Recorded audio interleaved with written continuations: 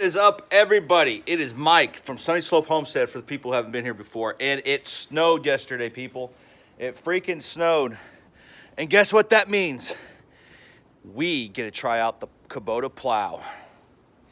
Yes. But first, I gotta get these chains on there because I'm a procrastinator. Procrastinator. And I ain't got chains on the old girl, so let me get those chains on and let's start pushing some snow. So I got the chains on the tires of the tractor, but the front ones were too big. So there goes the procrastination. Again, damn, that's a silly word. I gotta get this stuff plowed.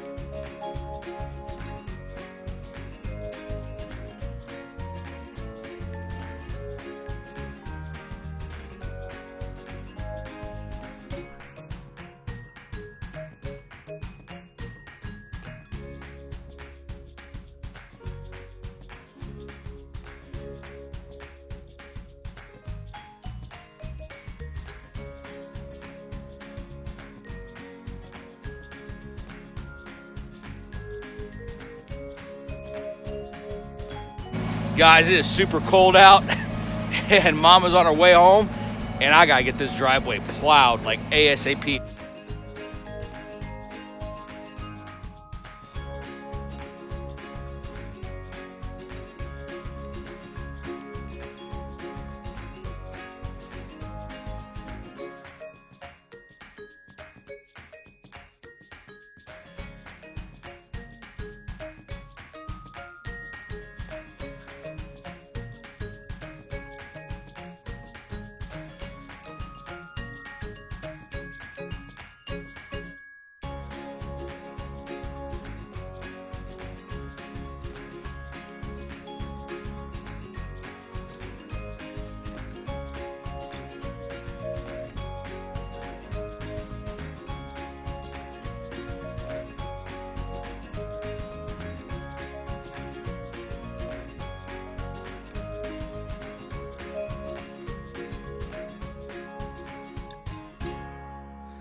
Well, what's my take on this plow? Oh man, it is freezing out, guys.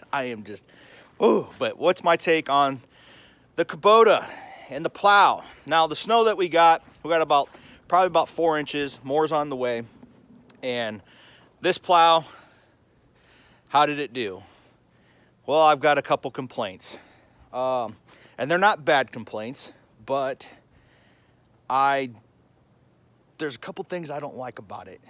The plow, I think if you're doing concrete drive, man, this is gonna be a perfect setup for you.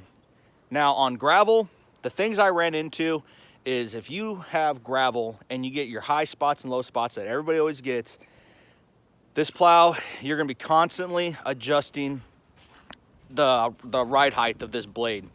And your hand is never gonna come off of this handle because this plow, the way it works is it's hydraulically driven down and up.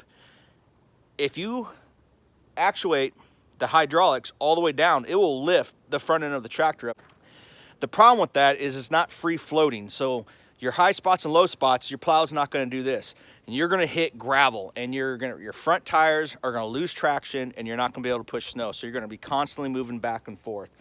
That is my biggest complaint about this. I do have the snow skid shoes set, but when you're dealing with gravel, it's just not gonna work out for you without constantly going back and forth. So that's a little bit of a pain in the butt. The other thing I didn't like, but it's a little concern, but I didn't run into any trouble. When I put these chains on in the back here, if we can get down, and see it. Let's see if we can get a closer look at this.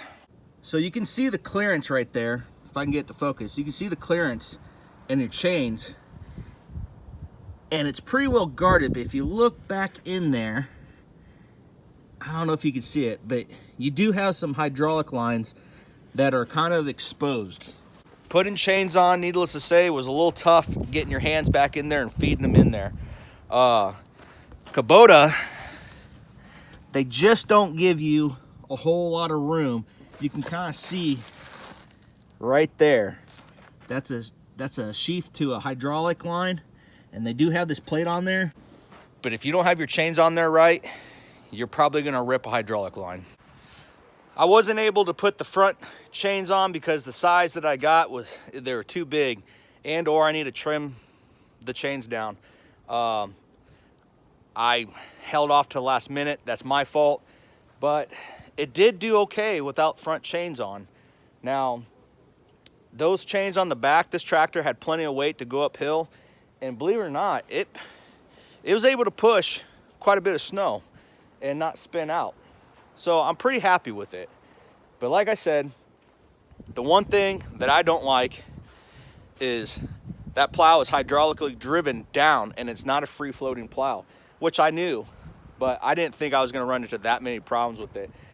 If you were to put these latches in, you could use this thing as a bulldozer, man. It will pick up and just plow whatever you want in there. Dirt, rock, it will push anything. It has the torque and the power to do it.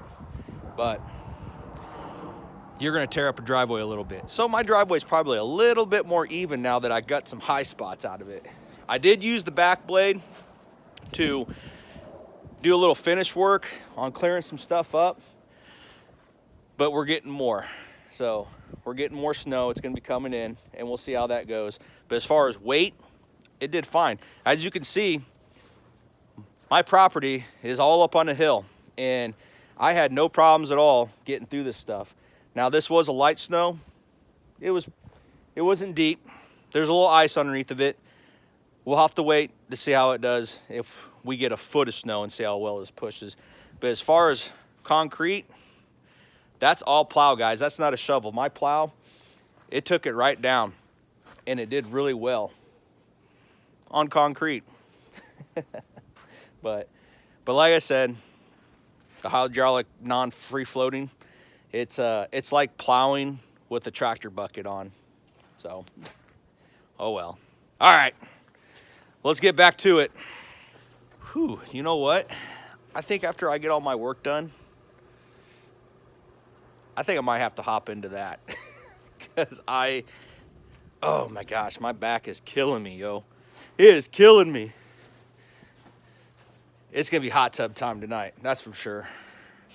Couple adult beverages, soak in some hot water, enjoy this freezing rain and snow coming down in 104-degree water.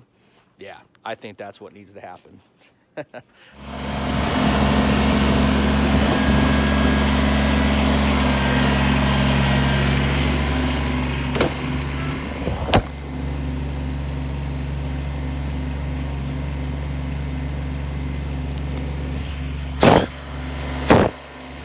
Oops.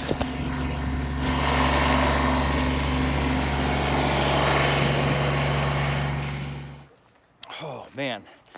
We're not done yet, though. There's more weather coming in. This tractor is going to be put to use again tomorrow. We got a lot of ice and stuff coming, but she got some kinks to work out, fellas, and we'll work through them pretty easily. But she is a heaven sent to have on the property because snow last year, oh, nope, never doing that again. I used a back blade on the back of my UTV. That ain't never happened again. So I'm really appreciated just for the little kinks that I have to work out with that tractor. It's 100% better than what I had. So be sure to subscribe, hit the like button if you like the video, and I'll see you on the next episode of Sunny Slope Homestead. See you guys.